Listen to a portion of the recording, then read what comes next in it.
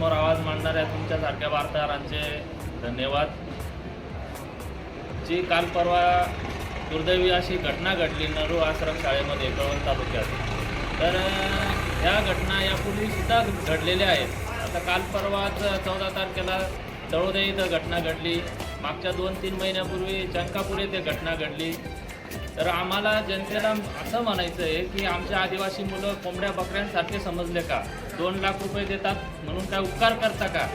2 लाख रुपये देऊन मदत देऊन तुम्ही तोंड गप्प करतात, हा कोणता न्याय आहे? हा कोणता कायदा आहे?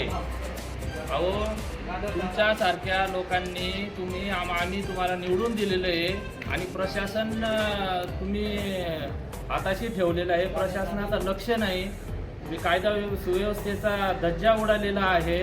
आश्रम शाळेमध्ये जे अधिकारी वर्ग आहेत, जे व्हिजिट द्यायला ज्यांनी पाहिजे ते व्हिजिट देत नाही, आरोग्य अधिकारी जे असतील संबंधित ज्यांची जबाबदारी आहे ते व्हिजिट करत नाही। पथक जातं का? काय करतं पथकची रिपोर्ट चेक करायला पाहिजे।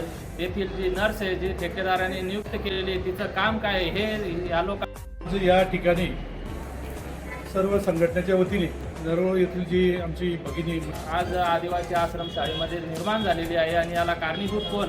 ही व्यवस्था। या व्यवस्थेमध्ये एवढा कीड भरलेला आहे, एवढा कीड लागलेली व्यवस्था आहे, ही सुधारण्याची खूप गरज आहे आणि म्हणून आम्ही आज एकत्र आलेलो आहे। येत्या 2 दिवसात जर याच्यावर कारवाई झाली नाही, योग्य असा अहवाल सादर केला नाही, जर खोटा अहवाल जर सादर केला तर गाठ आमच्यासारख्या संघटनांशी आहे, जनतेशी आहे, हे लक्षात ठेवावे प्रशासनाने। आणि हा अहवाल लवकरात लवकर पुढे पाठवून संबंधितांवर आरोग्य अधिकारी असतील, प्रकल्पातले अधिकारी असतील, कर्मचारी असतील, फक्त आम्हाला अधीक्षक आणि मुख्याध्यापक किंवा अधीक्षिका यांच्यावर कारवाई नको, आम्हाला सर्व संबंधित अधिकाऱ्यांवर कारवाई पाहिजे।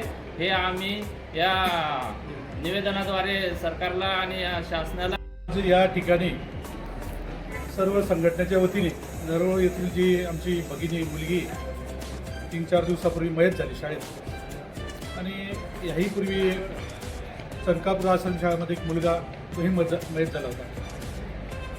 4 दिवसापूर्वी परत तळोद्या प्रकल्प कार्यालयामध्ये आमचे एक मुलगा मयत झाला आणि परवा दिवशी परत पेटला।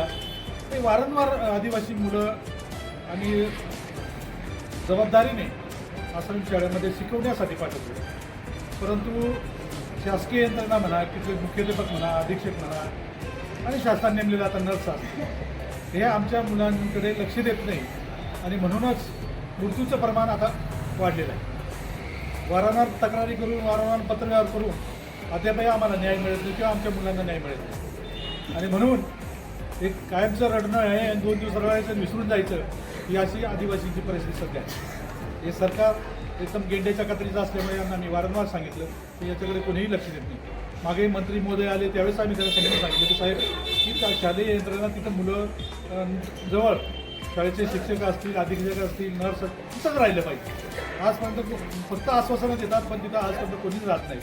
सगळ्या कळवण